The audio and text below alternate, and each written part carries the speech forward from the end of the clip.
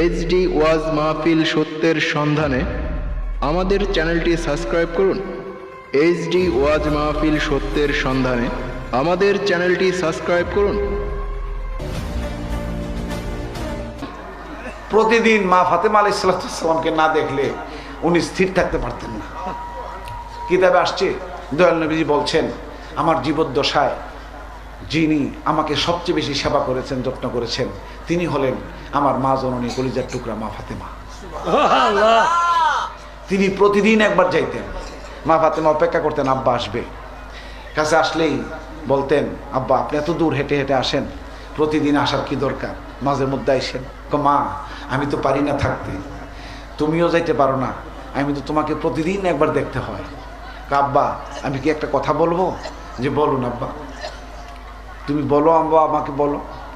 কাব্বু আপনার সাহাবীরা তো সবাই আপনাকে খুব মানে, খুব ইজ্জত করে, আর যেই মক্কা থেকে হিজরত করে যে সাহাবীরা আসছে সকলের বাড়ি গড়ি তো মদিনার সাহাবীরা দিয়েছেন, আনসাররা দিয়েছেন, দান করেছেন। আপনি যদি একটু বলতেন তাহলে মসজিদে নববীর কাছে যদি কোনো একটা সাহাবীর বাড়ি আমার জন্য নিয়ে দিতে পারতেন, তাহলে তো আমরা খুব সহজে আপনাকে আমি দেখতে পাইতাম, আপনি আমাকে দেখতে পাইতেন। দয়াল নবীজি মনটা, চেহারাটা একটু মলিন হয়ে গেল, কথাটা হৃদয়ে আঘাত করেছে। তিনি ওই দিন মা ফাতেমা আলাইহিস সালামকে নিচে ফুসে চলে আসলেন। মসজিদে নববীতে সাহাবীরা অপেক্ষা করছেন দয়াল নবীজির কথা শুনবেন। তিনি মিম্বরে বসলেন। সাহাবীরা দয়াল নবীজিকে দেখতে পেলেন মলিনতা অবস্থায়। এক সাহাবী দ্বারাই জিজ্ঞাসা করলেন, ইয়া রাসূলুল্লাহ, অত্যন্ত বিনয় নম্রতার সাথে বলছি, আজকে এই মুহূর্তে আপনার চেহারা মুবারক আমরা একটু মলিন দেখতে পাচ্ছি, হাস্যোজ্জ্বল দেখতে পাচ্ছি না, আমরা কি কোনো অপরাধ করেছি না আপনাকে কোনো কষ্টদায়ক কোনো কর্ম আমরা করেছি? আর রাসূলুল্লাহ যদি বলতেন।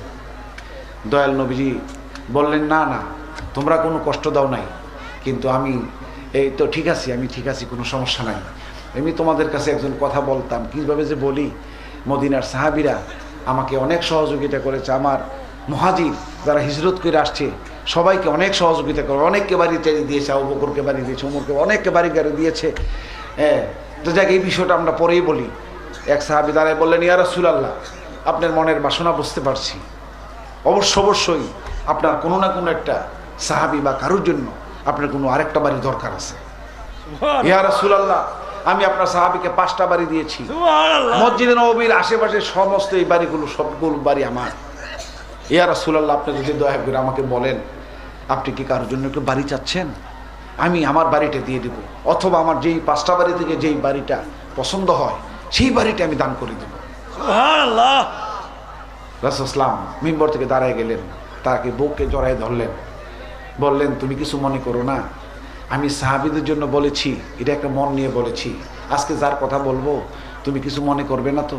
যে না, শোনো, আমার কলিজার টুকরা মেয়েটা আমি বিয়ে দেওয়ার পর আমার কাছ থেকে দূরে চলে গেছে। তোমরা জানো আলীর বাড়ি, আমার মাওলা আলীর বাড়ি একটু দূরে। আমার মেয়েটাকে আমি প্রতিদিন একবার দেখতে যাই, না হলে আমার ঘুম আসে না, আমার ভালো লাগে না। আমার যদি একটা বাড়ি কাছে পাইতাম তাহলে আমার মেয়েটাকে এদিকে নিয়ে আসতে পারতাম। সাহাবী সাথে সাথে রন্ধন করে চিৎকার করে বললেন, ইয়া রাসূলুল্লাহ, আমি এই মুহূর্তে আমার সব কয়টা বাড়ি আপনার চরণতলে বিলাই দিলাম। সুবহানাল্লাহ। আপনার মেয়েকে বলেন যেই বাড়িটা পছন্দ হয় এই বাড়িটাই যেন সে তার করে নেয়। রাসূল পাক সাল্লাল্লাহু আলাইহি ওয়াসাল্লাম মুখ মুছলেন এবং দোয়া করলেন, হাত তুলে দোয়া করলেন তাদের জন্য। পরের দিন ফাতেমাকে গিয়ে বললেন, মা তুমি তোমার জন্য একটা খুশির খবর নিয়ে আসছি। কি খুশির খবর আব্বা? আমি তোমাকে কাছে নিতে পারবো, আরো কাছে একটা বাড়ি পেয়েছি। সেদিন থেকে মা ফাতেমাকে নিয়ে আসলেন এবং সেই সাহাবীর বাড়ি মসজিদ নববীর পাশে বাড়িটা দিলেন। শেষ জীবন পর্যন্ত জান্নাতুল বাকি আর মসজিদ নববীর পাশে মা ফাতেমার বাড়ি। এখন একটা বিল্ডিং হচ্ছে। আমি গত 23 সালের শেষ দিকে গিয়েছিলাম বাচ্চা কাচ্চাদেরকে নিয়ে, আমার নাতি টাতিদেরকে নিয়ে গিয়েছিলাম, সেই বাড়িটা থেকে বিল্ডিং হতে দেখে আসছি। পাক পাঞ্জাতন সেই নিদর্শনগুলো দেখতে মন চায়, মাঝে মাঝে যাইতে চায়, সৌদি আরবে যেতে চায় মনটা। সেখানে গিয়ে দেখে আসলাম। এই আজকের এই আয়াতে তাথীর পর থেকে আমার কথাটা মনে হয়ে গেল। সকালবেলায় প্রিয় নবীজি মুস্তফা সাল্লাল্লাহু আলাইহি ওয়াসাল্লাম কালো রঙের নকশি করা চাদরটা গায়ে দিয়ে উম্মে হাফসার ঘর থেকে বের হয়ে মসজিদ নবী বা ওনার যে হুজরাখানা, ওনার যে বাড়ি, মেন দরজায় গিয়ে দাঁড়াইলেন। দাঁড়াইয়া অনেক সাহাবীরা সকালবেলায় দয়াল নবীজিকে প্রথম সালাম দিবে, ভক্তি দিবে। প্রথম সকালবেলায় আপন মুর্শিদকে যেমনি ভক্তরা ভক্তি সালাম দিতে চায়, এমনিভাবে দয়াল নবীজির কাছের যারা সাহাবী ভক্ত আছে তারা দাঁড়িয়ে আছে ঘরের দরজায়, আওয়াজ করে না, চুপচাপ আদবের সাথে দাঁড়িয়েছে। দয়াল নবীজি বের হওয়া মাত্র প্রথম সালাম নিবেদন করবে এই আশা। তিনি দরজা খুললেন, অনেক সাহাবীরা দাঁড়িয়ে আছে। দয়াল নবীকে সালাম দেওয়ার সাথে সাথে বললেন, শোনো, তোমরা এই মুহূর্তে আমার মাকে, আমার মা ফাতেমাকে একটু ডেকে নিয়ে আসো। ইমাম হাসান হোসেনকে আসতে বলল, হযরত আলীকে আসতে বলল, কথা আছে। দাঁড়াইলেন, 2-3 সাহাবী দৌড়ে গেলেন, গিয়ে ডাক দেওয়ার সাথে সাথেই বললেন, ইমাম হাসান হোসেন চিৎকার করে উঠলো, নানা ভাই ডাকছে, তাড়াতাড়ি চলো, তাড়াতাড়ি চলো, নানা ভাই ডাকছে। সুবহানাল্লাহ, আল্লাহু আকবার। মা ফাতেমা আলাইহিস সালাম রেডি হইতে না হইতেই ইমাম হাসান হোসেন ছোট মানুষ দৌড়ে বাইর হয়ে গেছে নানার কাছে। কাছে তো, নানার কাছে চলে আসবে। পিছন পিছন মা ফাতেমা বের হইলেন, মাওলা আলী বের হইলেন। কাছে আমাদের দয়াল নবী চাদর মোবারক গায়ে দিয়ে দরজার পাশে দাঁড়িয়ে আছে। ইমাম হাসান হোসেন কাছে আসার সাথে সাথেই ডাক দিলেন, নানা ভাই আসো। কাছে আসার সাথে সাথে চাদরটা খুলে, কালো রঙের চাদরটা খুলে ইমাম হাসান হোসেনকে চাদরের ভিতরে জড়াই নিলেন আর বললেন, তোমরা আমার চাদরের ভিতরে আসো। একটু পরেই মা ফাতেমা আলাইহিস সালাম আসলেন, তাকেও ডাক দিয়ে মা ফাতেমা আলাইহিস সালামকে কালো চাদরের ভিতরে দয়াল নবীজির বুকের সাথে চাদরের ভিতরে নিয়ে গেলেন। একটু পরেই হযরত আলী আসার পর তাকেও নিলেন, আসো আলী, তুমিও আমার চাদরের ভিতরে আসো। চাদরের ভিতরে ডাক দিয়ে বলেন, ইয়া আইয়ুহার রিজসা, যে বাকি আয়াত নাযিল হয়েছে এটা আমার আহলে বায়াতের জন্য, তোমরা শুনে রাখো, আমার কালো চাদরের ভিতরে যারা আসছে তারা আমার আহলে বায়াত, আমার পরিবার।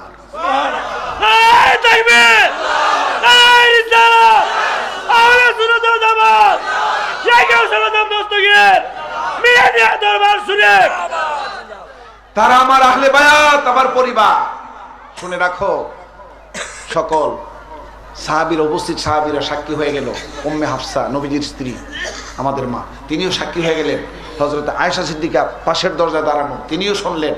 তিরমিজি শরীফের হাদিসটা হযরত আয়েশা সিদ্দিকা থেকে বর্ণিত। তিনি তিরমিজি শরীফের হাদিসের মধ্যে আয়েশা সিদ্দিকা রাদিয়াল্লাহু তাআলা আনহা হতে এই হাদিসটা বর্ণিত, যে কালো রঙের চাদরের ভিতরে যে 4 জনকে নিলেন, নিয়ে দয়াল নবীজি ঘোষণা দিলেন, আমরা 5 জন হলাম এক পরিবার।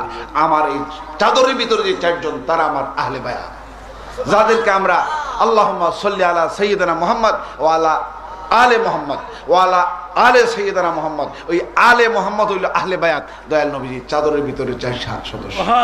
শরীয়তের পাক পাঞ্জাতন যদি এই আয়াতের দ্বারা প্রমাণ, কোরআনের দলিল দ্বারাও যদি মন না ভরে, পাক পাঞ্জাতন চিনতে অসুবিধা হয়, তাহলে আল্লাহ রাব্বুল আলামিন পবিত্র কোরআনে আরেকটা দলিল দিয়েছেন। সেই আয়াতটার নাম আয়াতে মুবাহেলা, সূরা আল ইমরান আয়াতের মুবাহেলা। সেখানেও তিনি প্রমাণ করলেন কোরআন দিয়ে। কিভাবে? একদল খ্রিস্টানদের সঙ্গে মুসলমানদের, সাহাবীদের এবং দয়াল নবীজির বিতর্ক চলছে, মোনাজেরা চলছে। আমাদের দেশে বাহাস হয় না? বাহাস হচ্ছে কি বিষয়? খ্রিস্টানরা বলছে আমাদের নবী হযরত ঈসা আলাইহিস সালাম আল্লাহর পুত্র। এইটাই সত্য। যদি আল্লাহর পুত্র না মানো তাহলে ঈসা নবীর বাপ কেরা বলতে হবে। এই নিয়ে বিতর্ক। দয়াল নবীজি কোরআন দিয়ে প্রমাণ করলেন যে না, ঈসা আলাইহিস সালামের কোনো বাবা নয়, আল্লাহ কারো পিতা নন। কুল হুয়াল্লাহু আহাদ আল্লাহুস সামাদ লাম ইয়ালিদ ওয়া লাম ইউলাদ ওয়া লাম ইয়াকুল লাহু কুফুয়ান আহাদ। তিনি কারো পিতা নন, তিনি কাউকে জন্ম দেন নাই, নেন নাই, তিনি কারো মুখাপেক্ষী না। লাস্ট পর্যন্ত তর্ক করতে করতে 2 দলের কেউ একমত হইতে পারেন নাই। খ্রিস্টানরা খ্রিস্টানদের মতো অটল, ঈসা নবীর আল্লাহর পুত্র। আর মুসলমানরা দয়াল নবীজির কথায় অটল যে ঈসা আলাইহিস সালাম আল্লাহর পুত্র নন, তিনি আল্লাহর কুদরতি তৈরি, কথার উপরে বিশ্বাসী। তখন তৃতীয় পক্ষ এসে বলল যে না, এই অমীমাংসিত অবস্থায় শেষ হইতে পারে না, যে বিতর্ক করে, মোনাজেরা করে, বাহাস করে যেটার ফয়সালা না হয়, সেইটা আমরা আরব দেশের রীতি অনুযায়ী আমরা এটাকে মুবাহেলা করি। মুবাহেলা কি? অভিশাপ দিবস পালন করি। কি অভিশাপ? আমরা একদম সকলকে ঢাকঢোল পিটাই আওয়াজ করে দাওয়াত করব, বিশাল মাঠ আয়োজন করব। উভয় পক্ষের যে সর্দার রামকুণ্ডলী দিব, বৃত্ত গুলচক্কর দিব। গুলচক্করের ভিতরে মুসলমানদের যিনি সর্বশ্রেষ্ঠ নেতা বা বড় লিডার তিনি দাঁড়াবেন পরিবারবর্গ নিয়ে, আর খ্রিস্টানদের যে বড় নেতা সে দাঁড়াবে আরেকটা বৃত্তর মধ্যে তার পরিবারবর্গ নিয়ে। আমি কোরআনের আয়াতের বাংলা বলছি, নট হাদিস, কোরআন। একটা বৃত্তর মধ্যে খ্রিস্টান নেতার স্ত্রী বউ পুত্র নিয়ে একটা বৃত্তর মধ্যে দাঁড়াবে, মুসলমানদের একজন দাঁড়াবে এবং একদল আরেক দলকে অভিশাপ দিবে, আল্লাহ আমি সত্য, যদি আমি সত্য না হই তাহলে তোমার অভিশাপ দিয়ে আমাকে ধ্বংস করে দাও। অভিশাপ দিবস পালন হবে। সবাই মানলো, ঠিক আছে, ওকে। দিন তারিখ ঠিক হলো, সময়ক্ষণ ঠিক হলো, উভয় দল মাঠে নামলো। হযরত মুহাম্মদ মুস্তাফা সাল্লাল্লাহু আলাইহি সাল্লাম মাঠে আসলেন, একটা বৃত্তর মধ্যে দাঁড়ালেন, খ্রিস্টানদের এক নেতা আরেক বৃত্তের মধ্যে তার স্ত্রী বউ পুত্র নিয়ে দাঁড়াইলেন। কিছুক্ষণ অপেক্ষা করছেন, মুহাম্মদ একা। খ্রিস্টান নেতা এসে মুহাম্মদকে বললেন, ইয়া মুহাম্মদ, তোমার পরিবারবর্গ কোথায়? তুমি একা কেন? তোমার পরিবারবর্গ কোথায়? আমি তো পরিবারবর্গ নিয়ে দাঁড়াইছি। মুহাম্মদ বললেন, আসতেছে আসতেছে, পথে আছে। সুবহানাল্লাহ, আসতেছে। কিছুক্ষণ দাঁড়ানোর সাথে সাথে দেখতে পেলেন দুইটা অল্প বয়সে দুইটা বাচ্চা টগর বগর করে আসতেছে নানার কাছে। সুবহানাল্লাহ, নানা ডাক দিলেন, আসো, এই বৃত্তর ভিতরে চলে আসো। একটু পরেই নবীজির কলিজার টুকরা মা ফাতেমা আলাইহিস সালাতু সালাম, ইমাম মাওলা আলী আলাইহিস সালাতু সালাম আসলেন। এই চারজনকে বৃত্তর মধ্যে নিয়ে বললেন, খ্রিস্টান নেতাকে বললেন, এই বৃত্তর মধ্যে আমার সাথে দাঁড়াইলেন তারা আমার পরিবার, তারা আহলে বায়াত, আমার পরিবার, তোমার পরিবারও আছে। এবার কার্য দিবস শুরু করো, কর্ম শুরু করো। খ্রিস্টান নেতা দৌড় মাইরা আসলেন, মুহাম্মদ মুস্তাফা সাল্লাল্লাহু আলাইহি ওয়াসাল্লামের কাছে দাঁড়াইলেন, ইয়া মুহাম্মদ, এই বাচ্চা দুটো কে? মুহাম্মদ বললেন, আমার সন্তান। এই দুইটা বাচ্চা যদি তোমার সন্তান হয়, খোদার কসম আমি তোমার সাথে মুবাহালা করব না, তুমি সত্য। এই দুইটা আসার সময় আসমান থেকে জমিন পর্যন্ত যে আলামত আমি দেখেছি, এই দুইটা সন্তান মানুষের মতো নয়, মানুষ নয়, আল্লাহর ঐশী, আল্লাহর প্রদত্ত শক্তি নিয়ে তারা এই বৃত্তর মধ্যে ঢুকছে।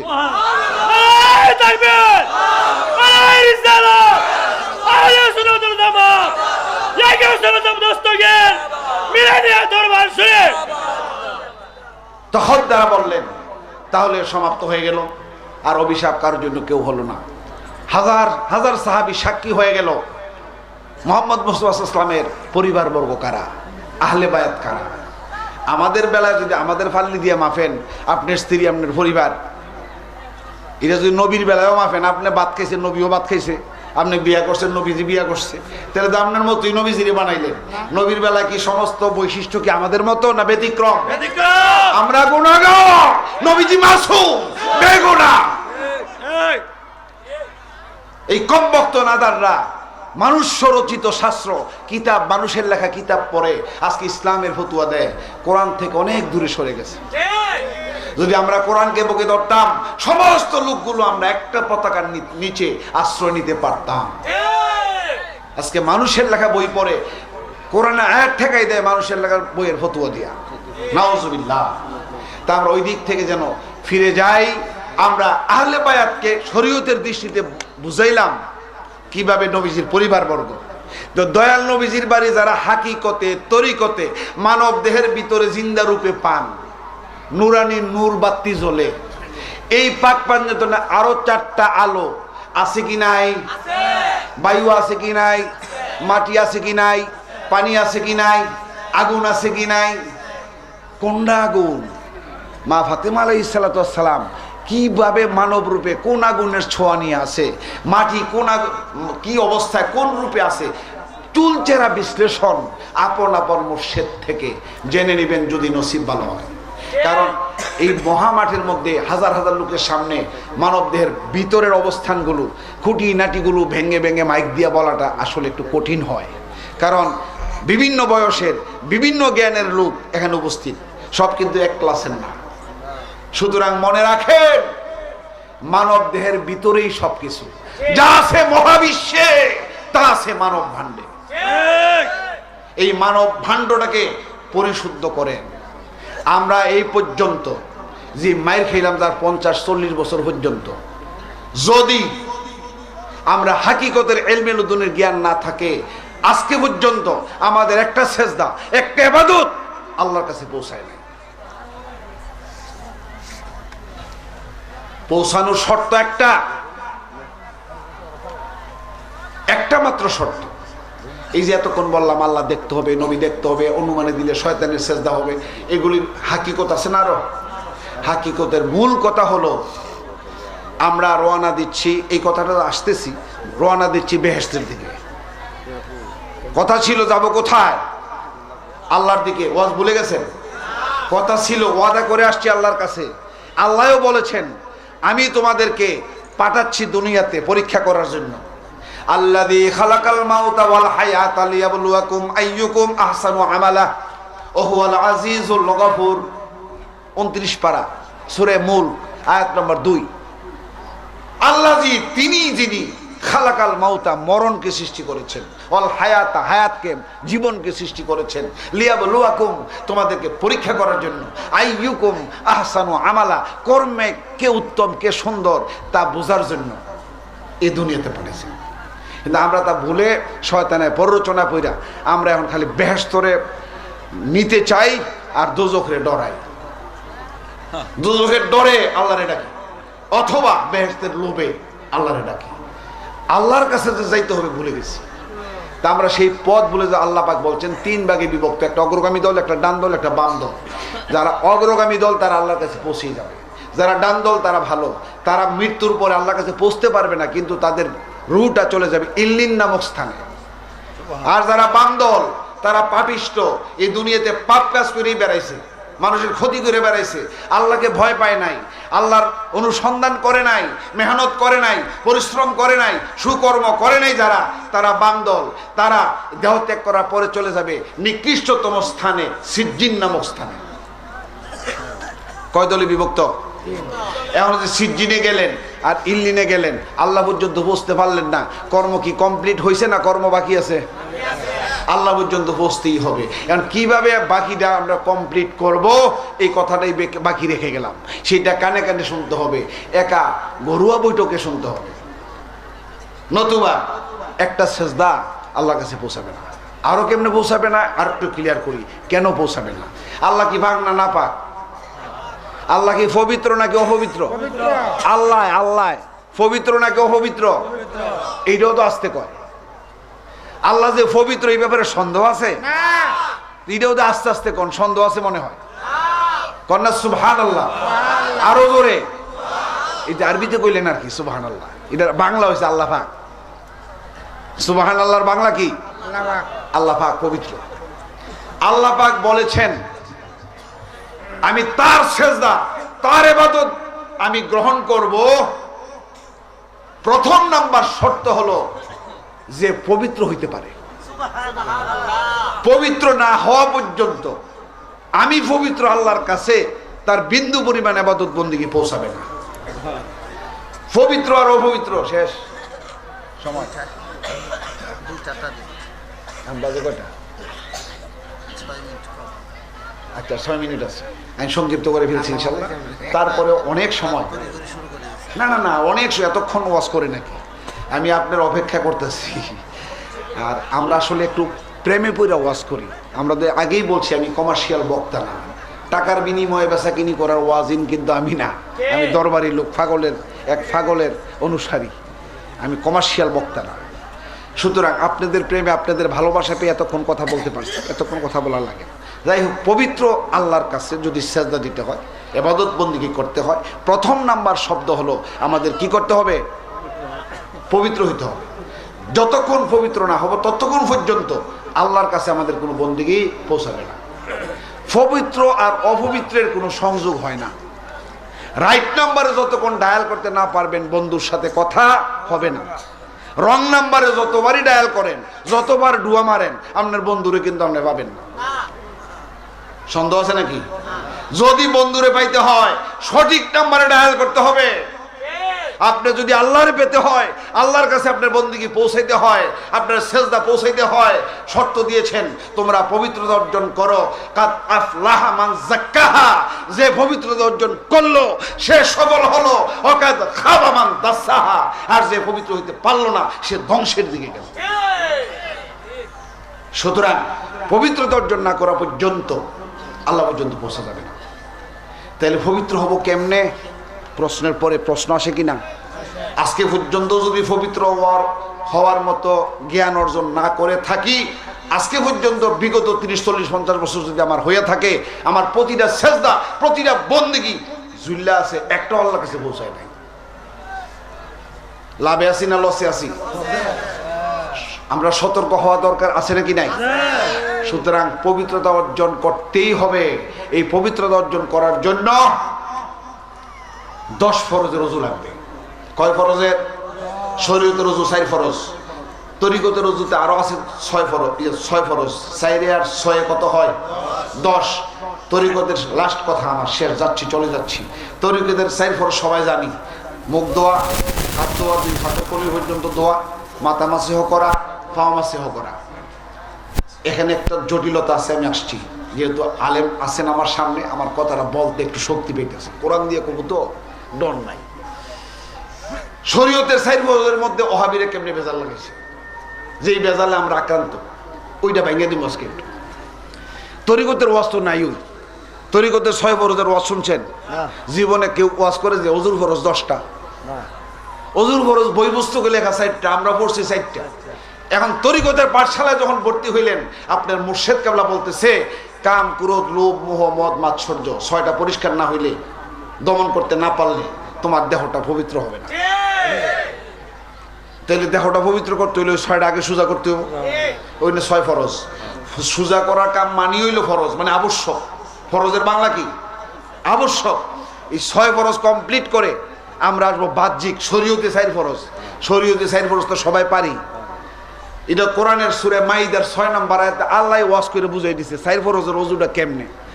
ওই যা কুলতুম, ওই যা যখন কুলতুম তুমি দাঁড়াও, প্রস্তুতি নাও ইলাস সালাত, সালাতের জন্য। ফাগসিলু, অতঃপর ধৌত করো, বুজুহাকুম, তোমার চেহারা, ও আইদিয়াকুম ইলাল মারাফিক, ও আইদিয়াকুম, তোমাদের 2 হাত, ইলাল মারাফিক, কোনই পর্যন্ত ধৌত করো। এটা কার ওয়াজ? আল্লাহর ওয়াজ। সূরা মাইদা আয়াত নাম্বার 6 নম্বর আয়াত। এই 2টা দিয়ে আমরা যেটা বইলে আসছি, ওযুর ফরজ 4টা, মুখমণ্ডল ধৌত করো, 2 হাত ধৌত করো, মাথা মাসিহ করো, 2 ফের গিরা পর্যন্ত, কল ছাইরা ধৌত করো। এটা তো বইরাইছি। এবার বাংলাটা কইতাম নি? কোন জায়গায় আমরা মাইট দিছে যেটা আমরা মুখস্থ করছি। আতুর করে আমরা যে সেজদা দেমো বল কইরা নামাজ পড়তাম তো যাই বালা কাজে, আয়া ব্যবতার হইয়া বাইর হই, গোনাগার হইয়া মসজিদ থেকে বাইর হই জ্ঞানের অভাবে। আল্লাহ বলছেন ফাগসিলু, তুমি ধৌত করো, বুজুহাকুম, তোমাদের চেহারা, ও আইদিয়াকুম, 2 হাত, ইলাল মারাফিক, কোনই পর্যন্ত ধৌত করো। এরপরে প্যাটার্ন চেঞ্জ করছে আল্লাহ আয়াতের মধ্যে। প্যাটার্ন চেঞ্জ করে আল্লাহ পাক বলছেন ও আমসাহু, অতঃপর তুমি কি করো? এবং তুমি মাসিহ করো রুউসাকুম, মাথা সমূহ।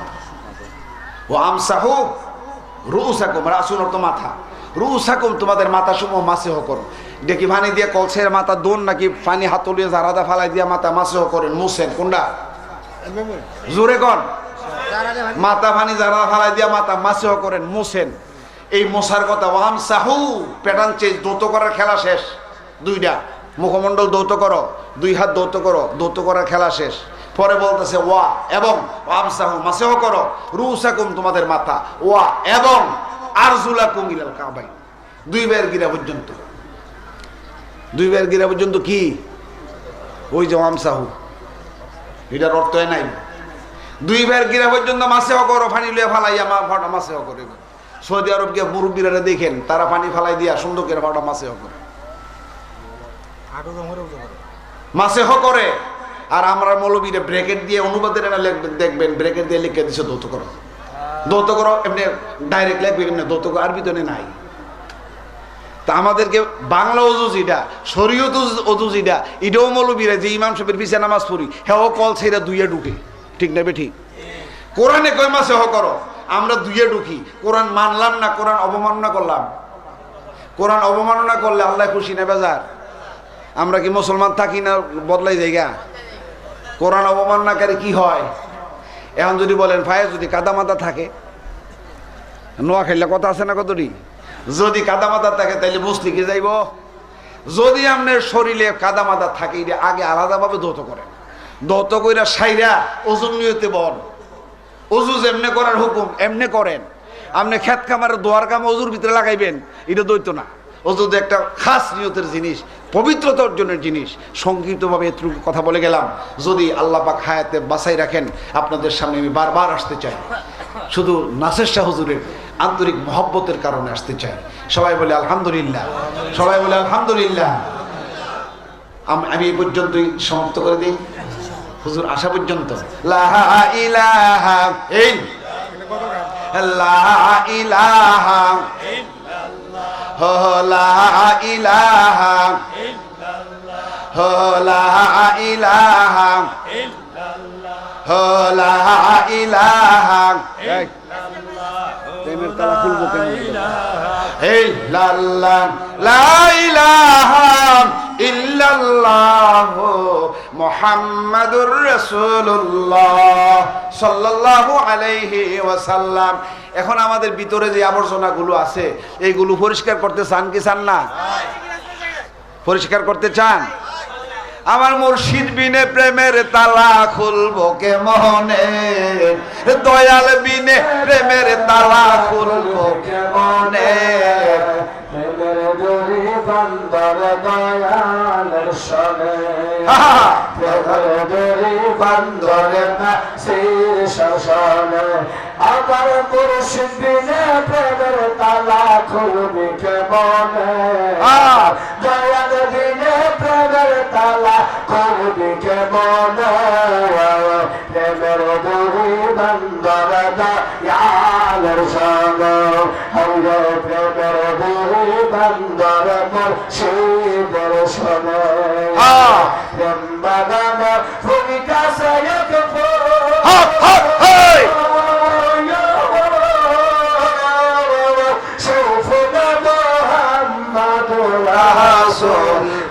বাগানে ফুইটা সে ফুল, সেই ফুল মুহাম্মদ রাসূল। সেই ফুল তো দিতে গিয়া কোন রাসূল সন্তান রাজনে।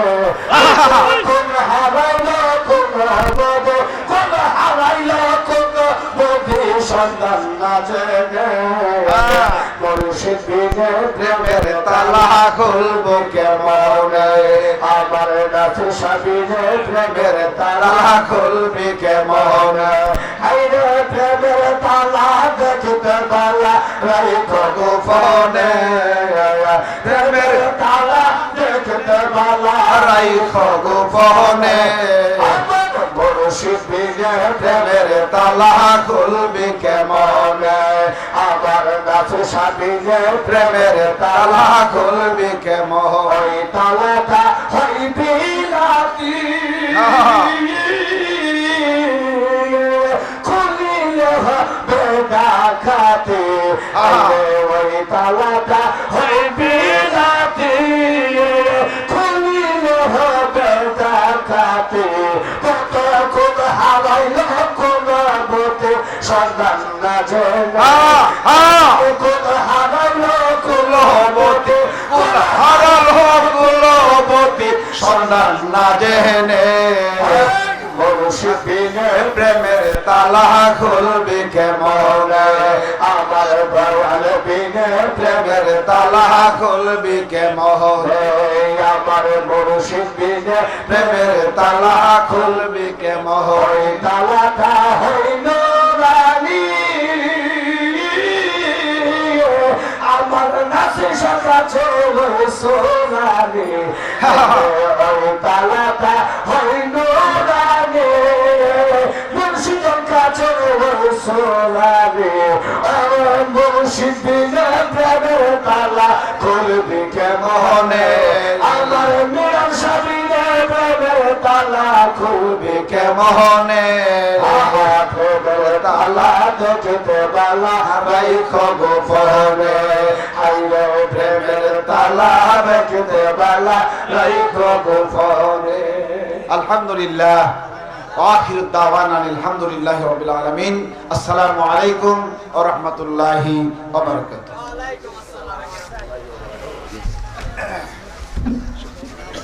কি হবে আমরা যত রঙের ফত বাছাবাছি করি, বেহেশত আর দোজখ লইয়া পারাপারি করি, যত রঙের ভ্রান্তিতেই ঘোরাফেরা করেন না কেন, আজ না হয় কাল, টুডে এন্ড টুমরো আল্লাহর কাছে ফেরত আপনাকে যেতেই হবে।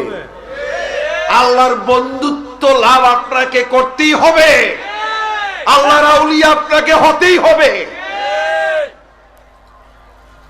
আল্লাহর আউলিয়ার কাছে না গেলে আউলিয়া হওয়া যাবে না। প্রত্যেকটা মানুষকে আউলিয়া হতে হবে, নিষ্পাপ নিষ্কলঙ্ক মুসলমান অর্থাৎ আত্মসমর্পণকারী হতে হবে। তার আগে মরলে এই মর আল্লাহ নেয় না। আল্লাহ কজুরি মইরা আমার কাছে নাই, তোর এই মরা আমি লই না। ওয়ালা তামুতুন্না ইল্লা ওয়া আনতুম মুসলিমুন। তুমি পরিপূর্ণ মুসলমান হয়ে মরো, না হইলে এই মরা কিন্তু ফত হইরা থাকবে। এই মরা আল্লাহর কাছে পৌঁছাবে না।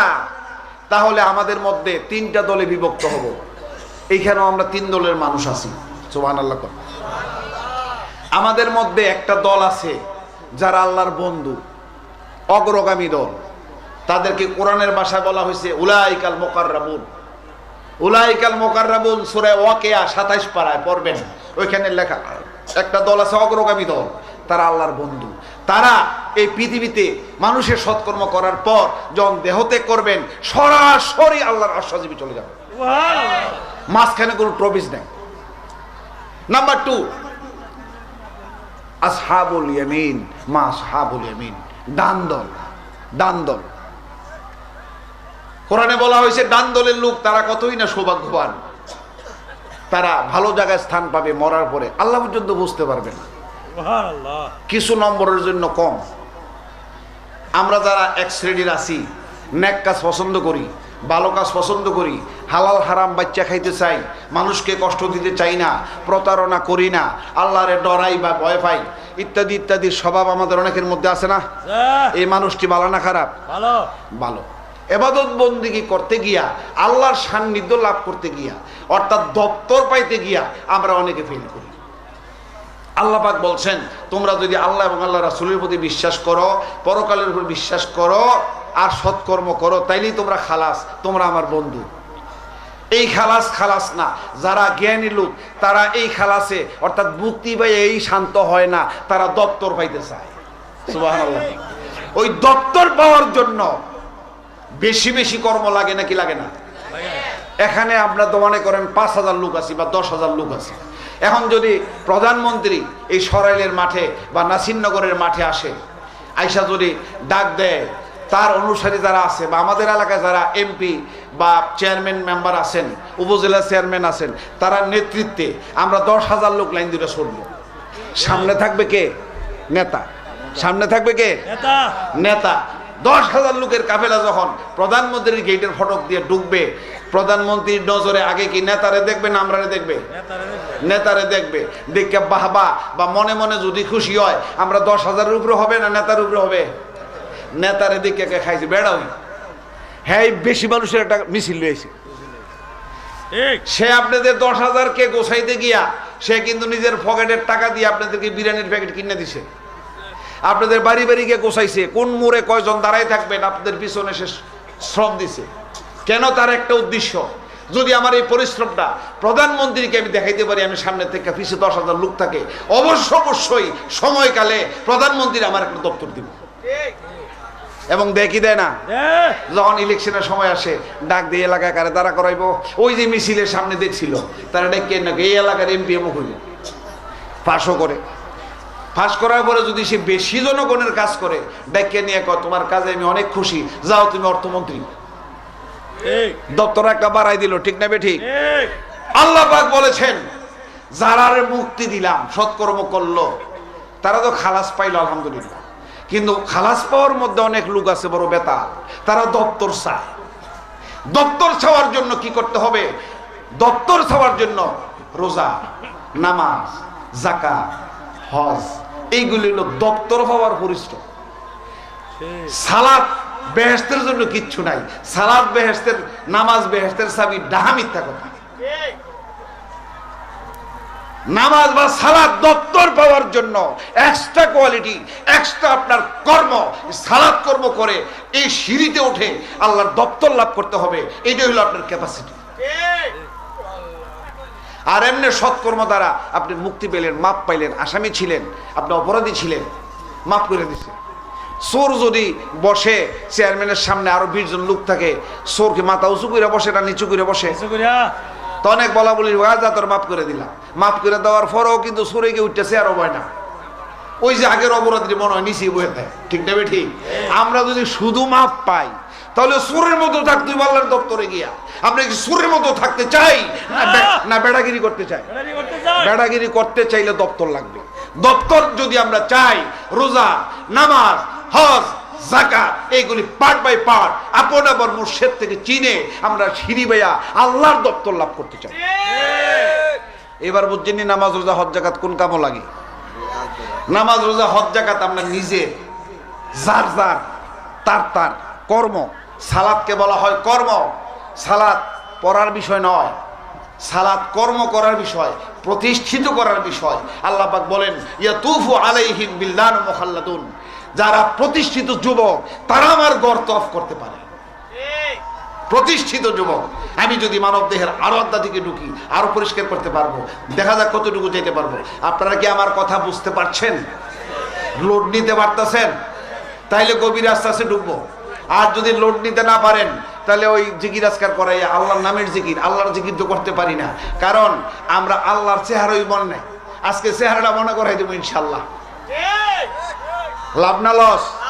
তো লাভ যদি হয় আরো জাইরে জুইরে একটু ঘুম টরে তারায় টরায় দিয়া লাড়া ছাড়া দিয়া বন, তাহলে আমরা লাভ হবে, নতুবা কিন্তু লস।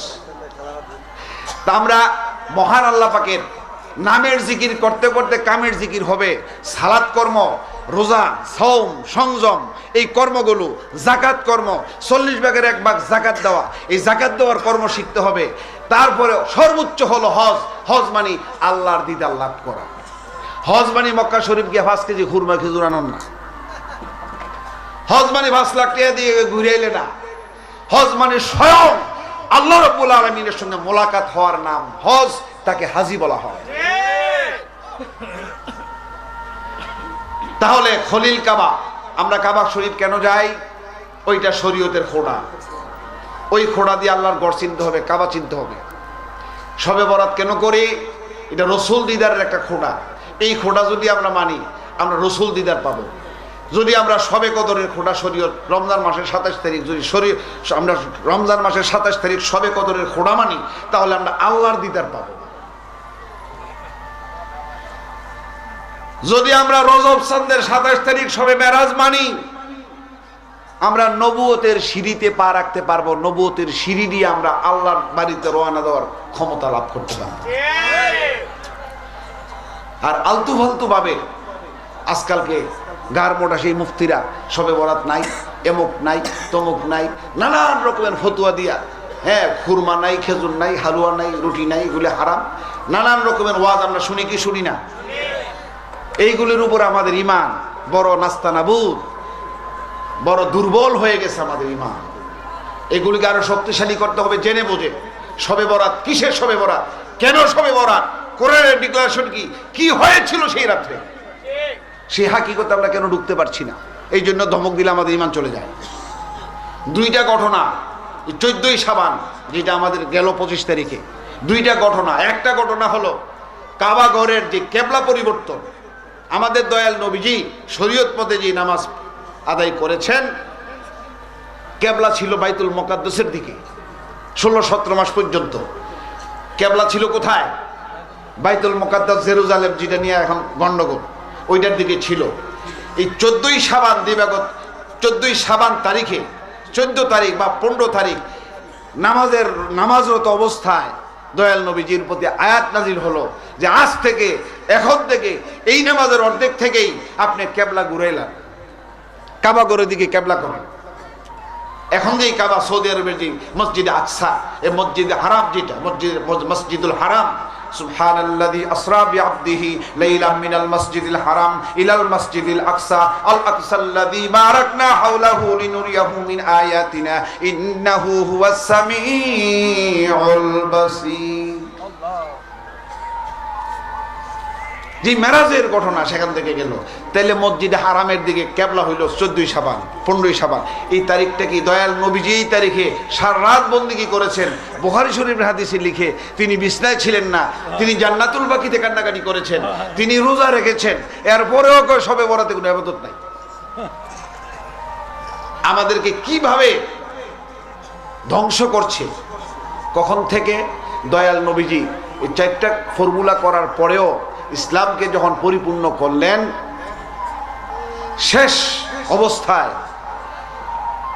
জিলহজ মাসের 18 তারিখে হজ থেকে মদিনায় ফেরার পথে গাদিরে খুম নামক স্থানে যেদিন ডিক্লারেশন দিলেন, আমার সময় শেষ, সমস্ত কিছু দিয়েছি, তারপরে শোনো আমার পরে হাত উঁচু করে মাওলা আলী আলাইহিস সালামের হাত উঁচু করে বললেন, তোমরা আলীকে মানবা, আমি যাদের মাওলা আলী তার মাওলা, আমি কুল কায়নাতের মাওলা, অভিভাবক, আলী কুল কায়নাতের অভিভাবক। হাজার হাজার সাহাবী হাজীদের সামনে সাক্ষী রেখে এই কথা বলে যাওয়ার পরেও দয়াল নবীজি যেদিন পৃথিবী ছেড়ে শরীয়ত মতে দেহত্যাগ করলেন, সেদিন বনু সাকিফায় 3 দিনের রুদ্ধদ্বার বৈঠকে বসে গেলেন বড় সারেরা। দয়াল নবীজির নুরানি দেহ মোবারকের পাশে হযরতে আলী আলাইহিস সালাম, তার ছেলে ইমাম হাসান হুসাইন, সালমান ফার্সি এবং আরো বিভিন্ন কিছু জলিল কদর সাহাবী, মতান্তরে 7 জন, কেউ বলে 13 জন সাহাবী নিয়ে তারা ছিলেন। 3 দিন পর্যন্ত কেউ আসেন নাই। কেন? রাষ্ট্র ক্ষমতা কে যাবে? ওই যে গাদিরে খুম বলছে যে ঘোষণা, এটাকে ভুলণ্ডিত করে তাদের মনোনীত সরকার প্রতিষ্ঠিত করতে হবে, সেই বিদায় তারা আসে নাই। 3 দিন পরে আইসা নতুন সরকার ঘোষণা দিছে, বায়ে বায়ে চালাইছে। আর উমাইয়াদের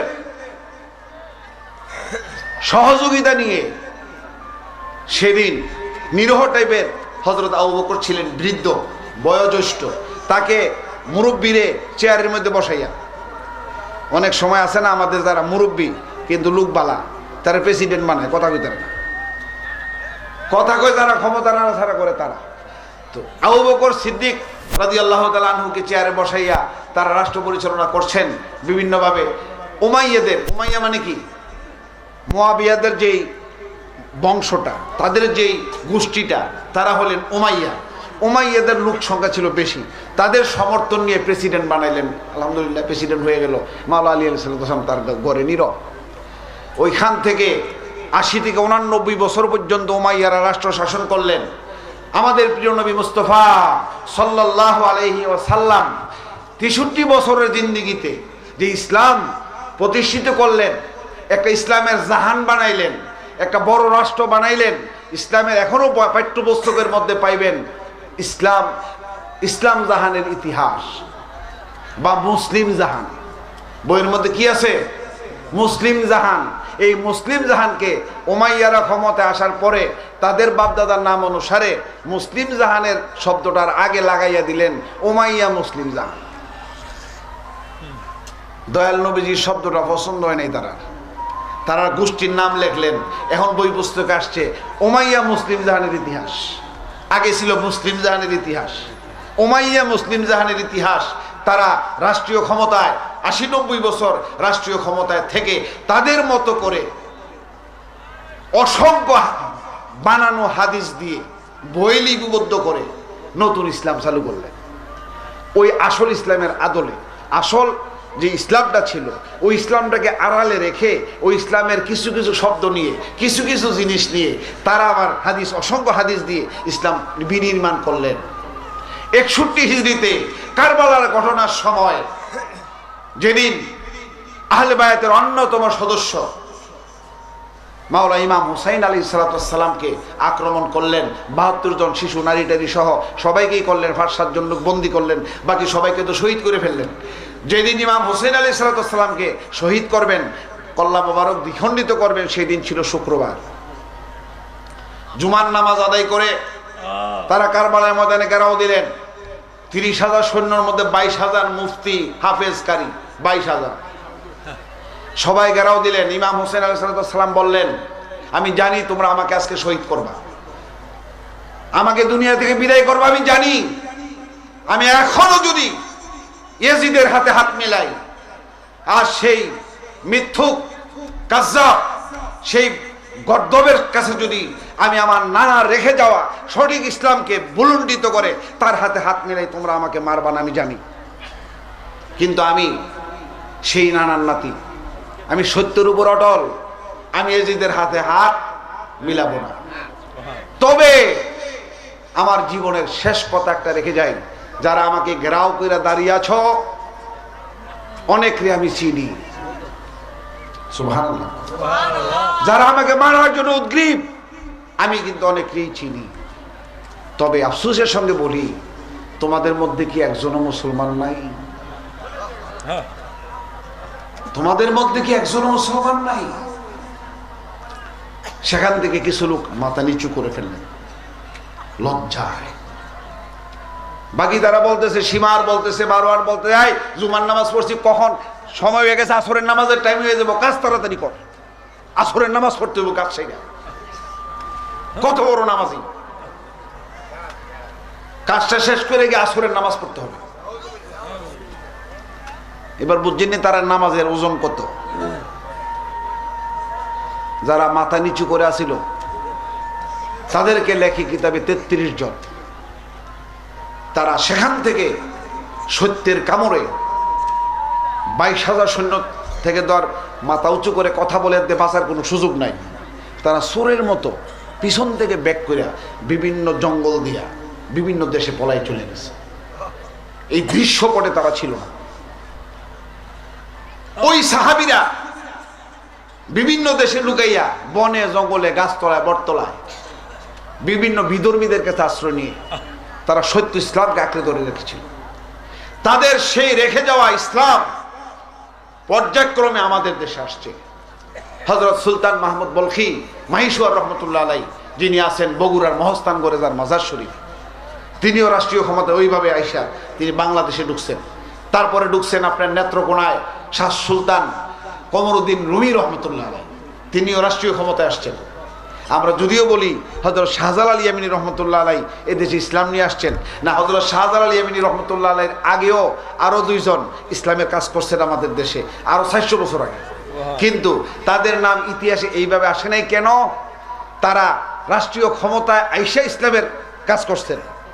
তাদের আসার ধরনটা ছিল রাষ্ট্রীয় পোশাকে। আর অলিকুল সম্রাট হযরত শাহজালাল ইয়ামিনী রহমতুল্লাহ আলাই, তার পীর সাহেব কেবলা আপন মামা হযরত কবির শাহ রহমতুল্লাহ আলাই মোহাব্বত রুহানি ফায়েজ নিয়ে তিনি সুদূর ইয়ামিন থেকে সফর করতে করতে ইরাক, ইরান, আজমির শরীফ, দিল্লি, নিজামুদ্দিন আউলিয়া সমস্ত জিয়ারত করতে করতে তার সঙ্গে সফর সঙ্গী বাড়তে বাড়তে তিনি বাংলাদেশে প্রবেশ করছেন যখন, তখন তার সঙ্গী সাথে ছিল 360 জন। তিনি সেইভাবে সিলেটে এসে ইমানি বলিয়ানে বলিয়ান হইয়া ইলমে লুদুনি, ইলমে তাসাউফ, ইলমে তরিকতের জ্ঞান দিয়ে বিনা অস্ত্রে বিনা যুদ্ধে তিনি ইসলাম প্রচার করলেন, সালতানাত তৈরি করলেন।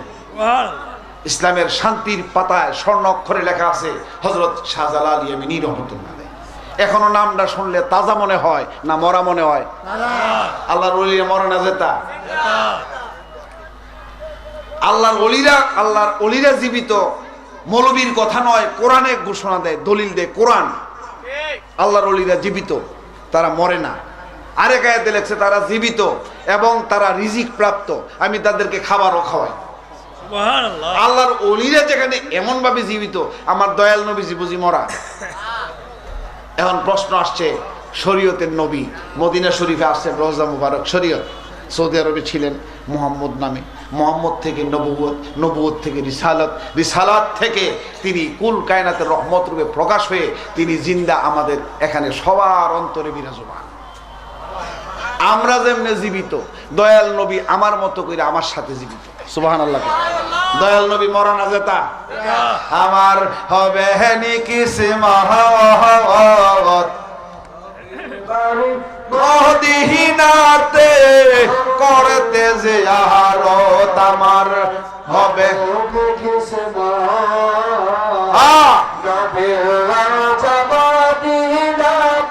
করতে যে আরত সাগর আকাশ পানি দিও কে যাবে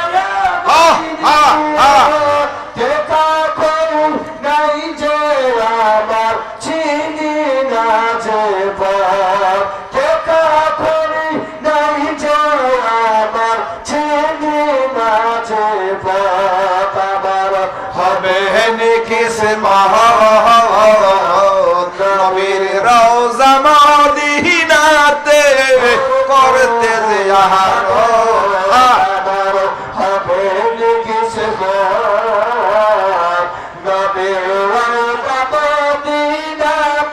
করতে যে আরত মক্কার মদিনা গোলার যেতে চাইলে সুলপুর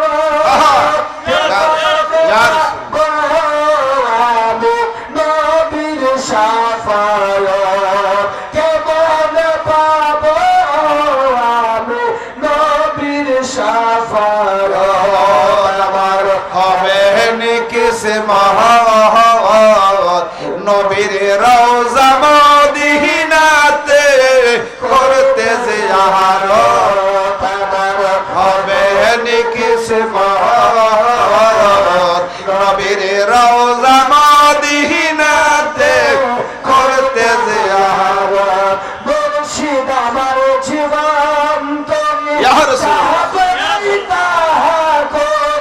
নাসির শাহ আমার হাই করি আহাসে যে হিম্মত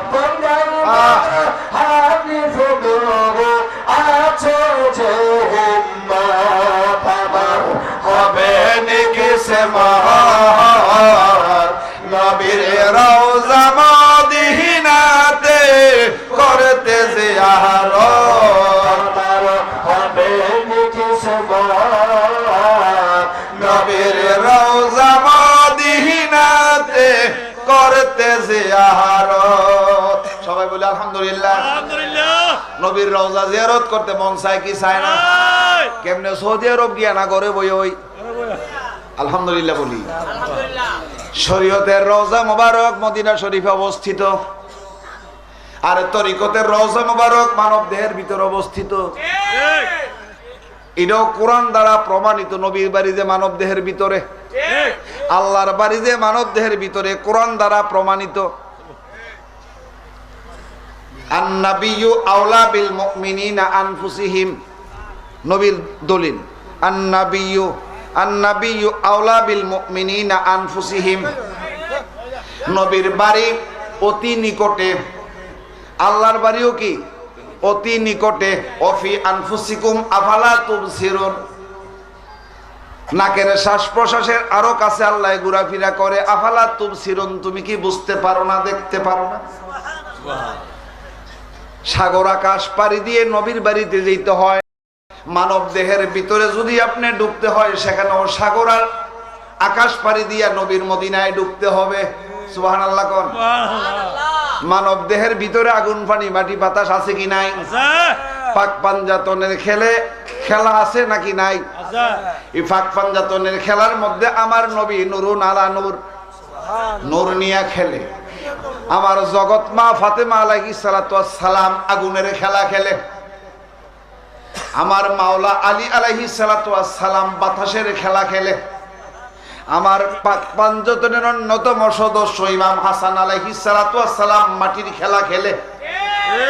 আমার জগৎ পাক পাঞ্জাতনের জগতের শ্রেষ্ঠ সর্বশ্রেষ্ঠ পুরুষ ইমাম হুসাইন আলাইহিস সালাতু ওয়াস সালাম পানির খেলা খেলে আছে নাকি নাই? পাক পাঞ্জাতনের শক্তি যদি মনে থাকে আর কোনো ডর আছে? ববে আর নাই ববে আর নাই রে ডর মুশকিল কুশল ওই ওই ওই যত ববে আর নাই রে ডর ববে আর নাই রে ডর আর নাই রে ডর পাক পাঞ্জাতন নাম কইয়া যত ববে আর নাই রে আল্লাহ নবী মুশকিল কুশল আল্লাহ নবী মুশকিল কুশল তেরে গজাম সেই নামে তোমায় দিলা বলে যাই সমর ববে আর নাই রে ডর ববে আর নাই রে ডর ববে আর নাই রে ডর নাসির শাহর ডাকলো ববে আর নাই রে ডর মাওলায়ালে মাফাতে মাখাতুনে জান্নাত মাওলায়ালে মাফাতে মাখাতুনে জান্নাত ইমাম হাসান ওয়াজির দুই ভাই বেহেশতে রওশন